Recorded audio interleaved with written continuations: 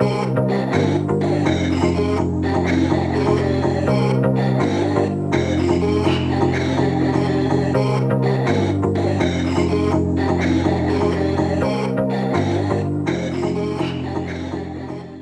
back to the Debrief, hosted by British Rowing in association with Junior Rowing News. My name is Tom Morgan and I'm delighted to be presiding over the wrap-up of the first day of A finals at the Tokyo Olympic Rowing Regatta alongside Anna Watkins, former Olympic gold medalist in the women's double scull, Nicola Benavente, Team GB world-class start coach, and Martin Gough, rowing journalist, coach and returner to the Debrief. We're sitting here on the rise of the sun in the Western Hemisphere, digesting a morning of racing that happened whilst much of our nation slept. The first day of A finals have brought with it that familiar emotional cocktail of ecstasy and disappointment as Team GB came away with a stunning silver medal in the men's quadruple sculls, but secured a hat-trick of that most agonising of finishes, fourth. There were promising results for the hotly anticipated men's 8 and women's pair, but I think it's safe to say a night of fairly mixed results. And Martin, if I come to you first, where do we start? I mean, perhaps it seems logical to begin with what was a pretty remarkable silver medal for Jack, Harry, Angus and Tom in the quad. It was a great silver medal, wasn't it? And I think it was even more so because it's Great Britain's first medal in that boat class, and it's the only men's boat class where they haven't won a medal before. It's also the only men's boat class where they haven't won a gold medal before. So there's a target for 3 years' time.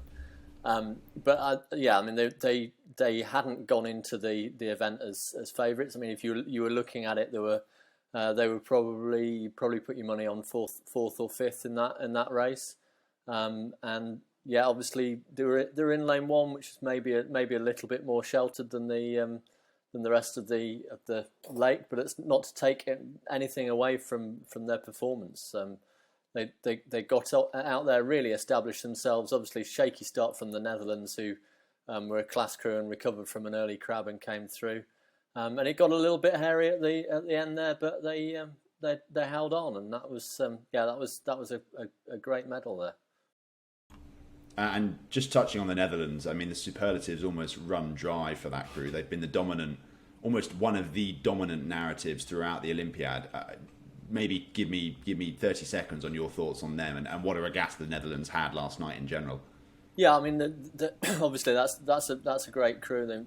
They row beautifully, and the fact that they can row beautifully in those conditions really says something as well. Really good night. I know the Netherlands have not had a great regatta off the water, and apparently they're being ostracised because of that COVID positive with the single sculler. So there's things like people don't want to travel on buses with them away from the regatta centre and things like that. But despite that, their men's double got the silver, silver for the women's 4 as well. Their lightweight double looked really good. They were third in their semi-final. Bronze in the women's double. That's a cracking return for one day's work, isn't it? Absolutely, yeah. Certainly, we mentioned it on the last debrief, but the rise of another rowing superpower. The Netherlands have always been, I think, floating amongst the top contenders, but firmly established now as one of the leading nations. And Anna, thanks so much for joining. And maybe if I throw to you next, let's stay on the subject of quad sculls. The women's quad, I think there was a lot of hope behind that boat coming into the regatta, and not the result they were looking for, obviously, in the initial rounds, but bounced back to win the B final. What's your reflection on that boat? Yeah, they had a real tussle through this regatta, and I know coming into the games that they were very confident, that they really wanted to be their own crew and not feel that they were having to, live or row like anyone had rowed before them. And I really I admire them for that, and I feel that there's a lot of strength in that crew. They were going well this season, and this. They will be disappointed, but they should be proud how they rode their B final. To be out in front like that is a really great feeling for them, and it's a cliche that you've got to learn from doing. But those girls, they've not been to Olympics before, some of them haven't been to World Championships before. So everything that came out of that race today, I think they will take with them, and then they will take some hunger and some kind of real. Some of the things that pushed me on most of my career were the fourth place finishes and the difficult finishes and the B finals, and you take that anger with you, and it can really, really help you fight through the dark moments. So I hope that they come out of it with some real clarity about what they did well, and not think that they need to throw the baby out with the bathwater because they were in a B final, because they did some stuff absolutely brilliantly through this Olympics. And if they're going to go on again, the challenge is to dissect which stuff did they do really great and which stuff they can move on with. 100%. And maybe if we just touch on the A final of the women's quad, the Chinese, I mean, what a performance from those guys. Obviously silver for Poland and a bronze for Australia, who are also having a great regatta. But give me your lowdown on the Chinese, and what an amazing crew they are. Yeah, I mean, it obviously rings some bells, the way that they row, and they've obviously got Paul Thompson coaching them, and I think that the way that quads need to be rowed in a really, really strong technical picture, because it's a boat that you have to sort of almost bully, and it's the weight of the athletes compared to the weight of the boat means that you sort of impose a rhythm on the boat much more than in a smaller boat or in a sweep boat, where the sort of hull has more influence on the rhythm. So I think having somebody there who can absolutely say, this is what we want, this is how this squad, and there will be a squad, rows. I can see that strength coming through in that sculling programme there, and that's what works for quads. That just sort of absolute clarity. No time to sort of mess around, being sort of languid or feeling for sort of super niceties. It's just absolute sort of crispness and punchiness and crystal clarity about how it's going to go. And I think that's how they row, and they really deserve that result. Crispness is a lovely word, and I think exactly right in the quad. That's certainly Paul and Steve doing good things over in China. And Nicola, let's come to you. Thank you for joining us, and welcome to the debrief. I think the elephant in the room here is the number 4, and we saw 3 fourth place finishes. Let's start with the men's 4, who obviously didn't manage to secure a 6th consecutive gold medal in the 4. Maybe I'd love to hear from you how you think they might be feeling right now, obviously pending the obvious, and from your perspective as a coach, how would you go about trying to get this crew to bounce back? Because they're quite a relatively young group. How are you thinking about that? Yeah, I think it was it's a tough event, that the men's 4. I think just the history in it is, even if the guys have said coming in they want to stay in their lane, they're just doing their thing, and I think they kept making a point of that, and I thought that was really, really good.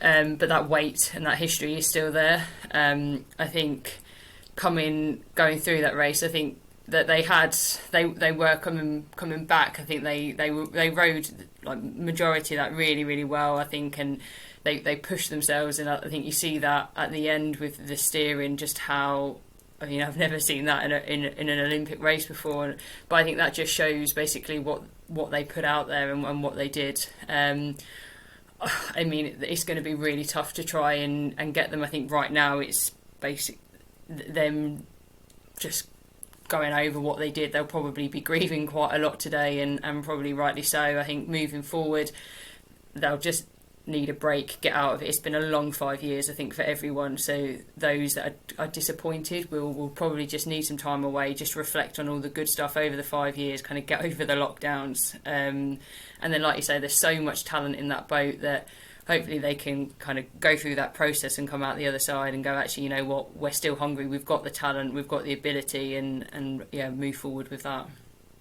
And let's stay with a bit of synchronicity here. The women's 4, Martin, maybe I spin this back to you.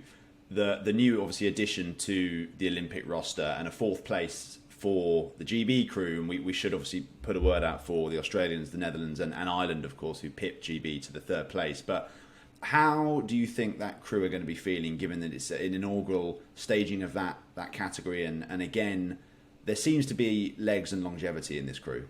Yeah, absolutely. I mean, obviously Karen Bennett's in there for a second games, but there's certainly the kernel there of a group that you would expect to come back for more.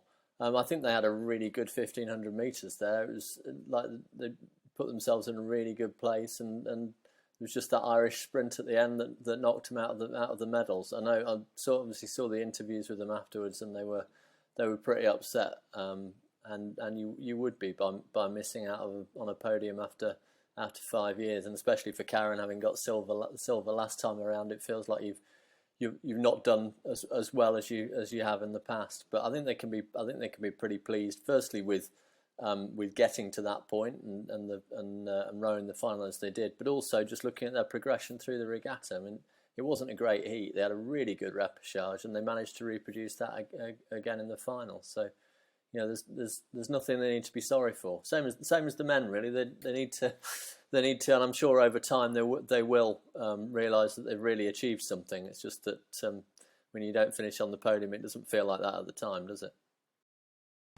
Yeah, absolutely. And maybe this would be an ideal time to segue just briefly to the Australians, who obviously clinched gold in the women's 4 and the men's 4. Now, we had Sarah Cook on a few days ago, who was naturally quite buoyant about Australia's regatta hopes, and it turns out it wasn't all just hot air. They are performing very well. What are your reflections on the Australians, particularly given the fact that basically they'd done no competitive racing for nearly 2 years? So to produce the results of that calibre shows what a strong programme they have over there. It was really interesting to hear Sarah the other day saying that they'd just done it with internal regattas, using their under-23s, and obviously they must have been pitting different boat types against each other, but to be able to get that kind of intensity without any external competition at any point is quite something. And we mustn't forget that Australia have got a proud tradition of men's 4s as well.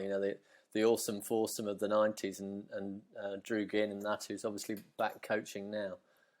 So yeah, GB have been on top for the last 5, and obviously it's been a GB Australia 1-2 for the last 3, I think, before this time. So they've never been far off. But the fact that they can achieve that level without any external validation through the season is really quite something. Yeah, amazing, absolutely. And Anna, I'd love to hear your perspective on the men's double. Now, agony for Graham and John, 4th place, the worst again of probably finishes you can have in an Olympic final, particularly for Graham, who obviously missed out on Rio, and the men's double better than anybody, or the double scull better than anybody. What's your thinking? How do you think those guys are going to be feeling right now? I mean, I think for all the athletes out there, and the double in particular, they've had such a mixed year. The training. We were just talking about the Australians. They've had internal competition, but they've been on the water for 2 years. So that's a massive spoon in the mix. And then today, there's another huge spoon in the mix, which is this crazy tailwind crosswind business. And I think all of the races, that's thrown some randomness everywhere. And the double raced it well. They took it on. They took it by the scruff of the neck. I just think they need to be proud that they were quick and in the mix, and they rode a good race on the day. And they won't be, because 4th place is just too painful.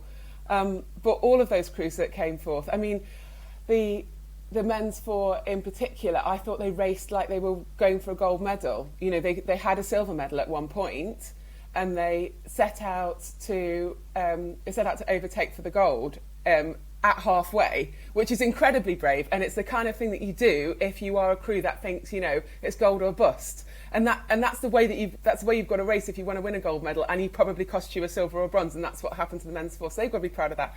The men's double the same. They've just got to be proud of having taken into the conditions, taking into the season that they've had, taking the fact that there's randomness and there's crabs going on in other events and so on. If you have a clean race and you manage to empty everything onto the line, you've got to be able to live with that. But it's so tough for athletes in the British rowing squad who don't come away with medals, because so many do. I know that people feel like a failure if they walk away without one, and it will take them some years to get that perspective.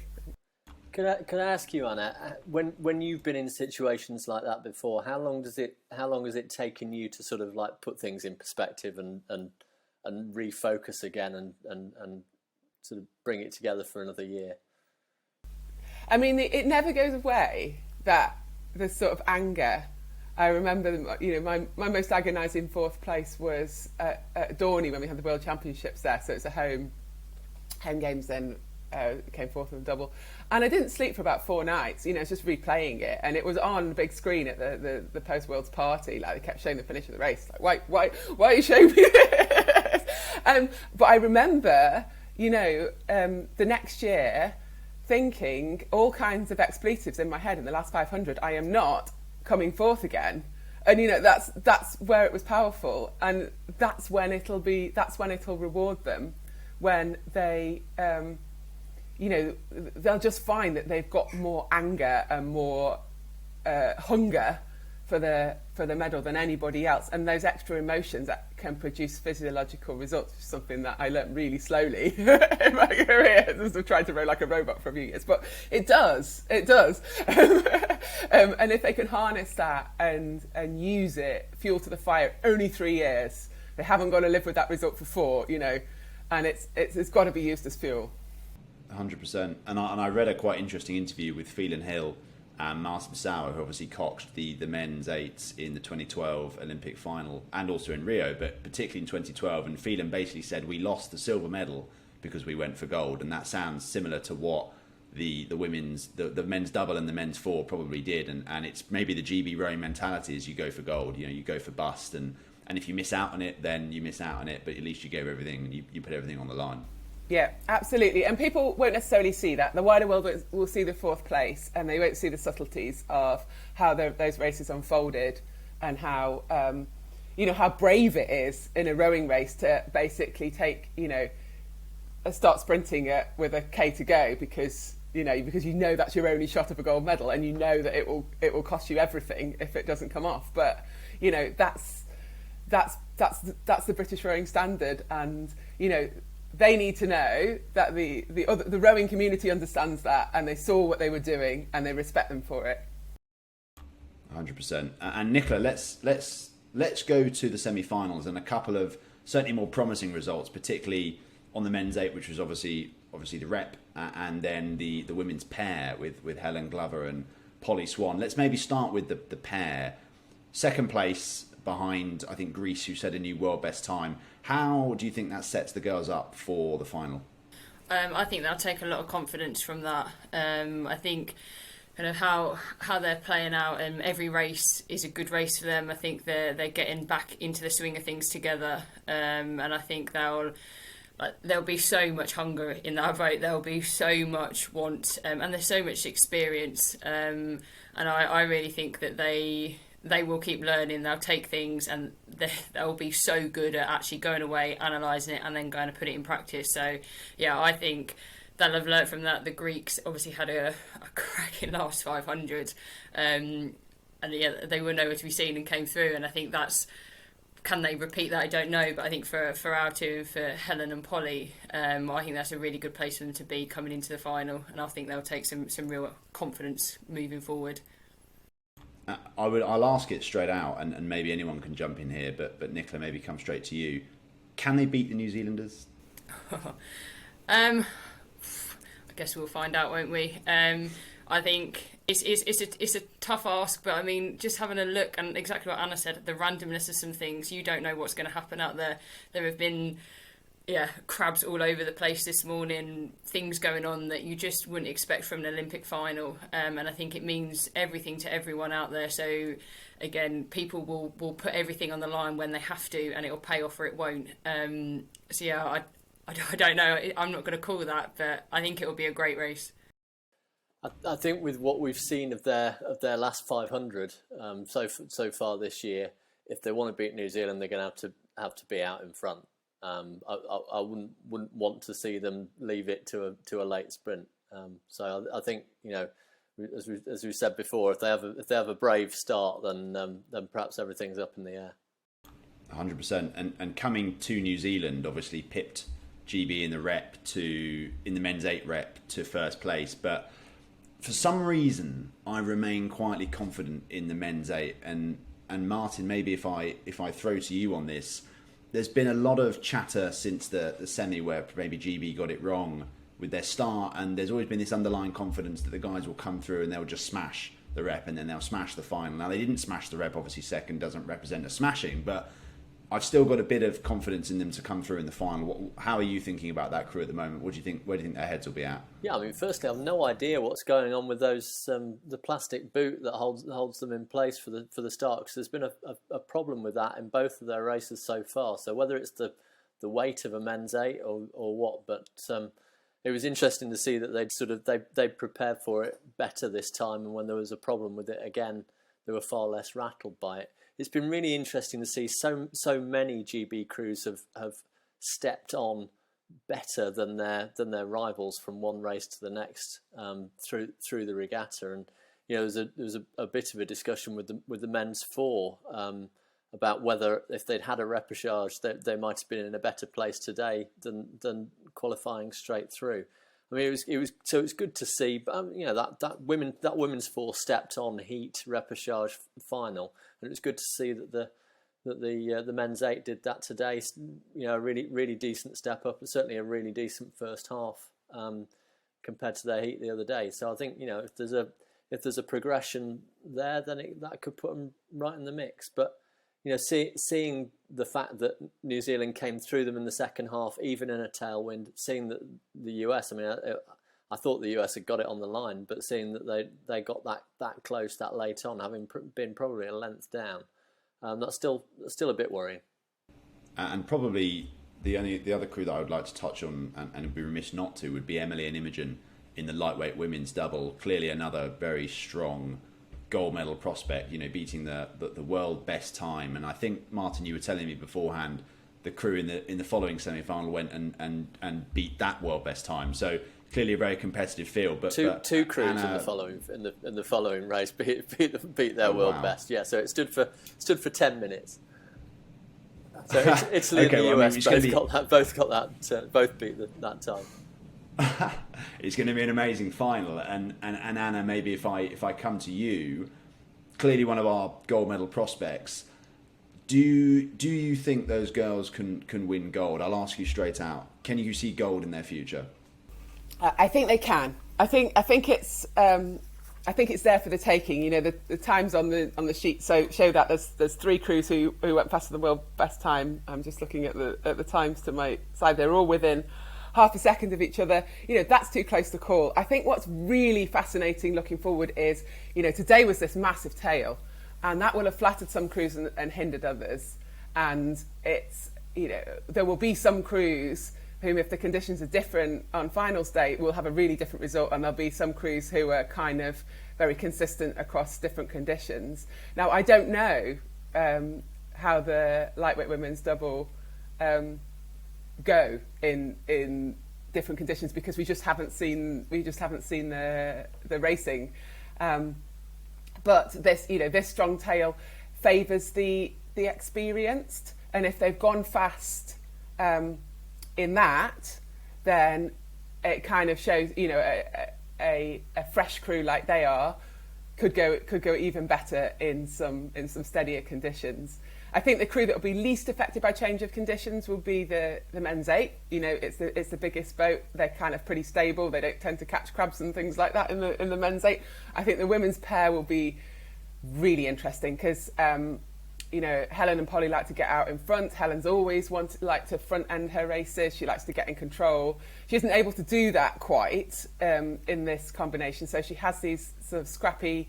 These scraps in the second half, and you have to think for Helen, for all of those years of experience that she's got a lot of experience of being out in front and controlling races. So she'll be learning herself as she goes through this regatta about being in the fight and playing that game and spreading their effort and energy, having to race in a slightly different way when they're a crew that can't just rely on being a length or two quicker than the rest of the field. They rode so much better today in that women's pair. They were much better timed in the heat. Thought there was a bit of two different ideas of what rate they should be going. And even in today, they just had a much clearer picture. And also technically, as was said as we all heard in the commentary, Helen sets up that boat beautifully. So for choppy, difficult conditions, that's gonna flatter them. So I think there's a big unknown for Helen and Polly. They need to race obviously at least as well as they've raced today, and see what randomness is in the mix. I think the men's 8 are in a strong condition, but I'm most excited about that lightweight women's double, because that would be an awesome snatch if they manage to get on the podium there. 100%. And then let's wrap this up and maybe let's do a quick fire round between the three of you. Nicola, I'll come to you first. To my calculation, we've obviously got the lightweight women's double, the women's pair, the men's 8, and then Vicky Thornley in the women's single scull left as medal prospects. What do you expect to be the results from those? Give me a very quick download on what you expect to see. I'd say men's 8, on the podium definitely. I'd say gold or silver. I think there's a lot of fighting going in there, but I reckon we've got it. Definitely gold or silver. Women's pair. I think that's going to be a really big fight. There's a lot going on in there. I think if, again, like Anna said, if they get it right and they really do learn from today and they're stepping on, then again that could be on the podium. If maybe not gold, but I think we could probably get a medal out of that. The lightweight women's double, I'd say again, like Anna, I think that's the one that could be right up there. And then Vicky. Singles race, anything can happen. I think this is everything she's kind of wanted. So, I'm not sure with the women's single. I think that would be quite a tough one. And Anna, broadly agreed with Nicola, or any major divergences? Yeah, I do. I think a medal would be a great result for the women's pair.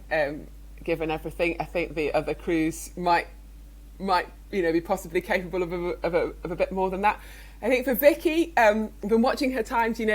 She's capable of getting into that A final. She really is. She didn't show it in the quarterfinals, but I think that she's quite wise. She's been around a while, and she knows it's a long regatta, and that it's about the final. So I'm looking forward to seeing how she unfolds over her last races, because I don't think she's shown us everything she's got yet. And Martin, the final word. You've got to beat medal prospects in order to get out of that semi-final that Vicky's in. So there's her, there's Zeman from Canada who beat her in the quarterfinal. There's Emma Twigg, there's Lobnig from Austria. So that's a cracking semi-final tomorrow. And I think whoever gets through that stands a really good chance of getting medals. So it'd be interesting to see how she gets on there, and obviously if she gets through there, then she's in with a decent shot. The rest of the way, broadly, I think I'd agree with everybody else. There's medal chances there for the pair and the 8, and that lightweight double. Let's see if they can do what Hosking and Copeland did, and maybe they won't get on a stamp, but at least they get the gold around the neck. Well, there we go. That's a nice way to wrap things, and there's certainly plenty of skin left in the game for Team GB in the rowing regatta, obviously with 3 medal finals to come, and possibly a 4th through Vicky Thornley. So we'll be back tomorrow bright and early for another round of the Debrief, our penultimate edition. But for now, this has been the Debrief by British Rowing in association with Junior Rowing News. Thank you so much for tuning in. We'll see you all tomorrow.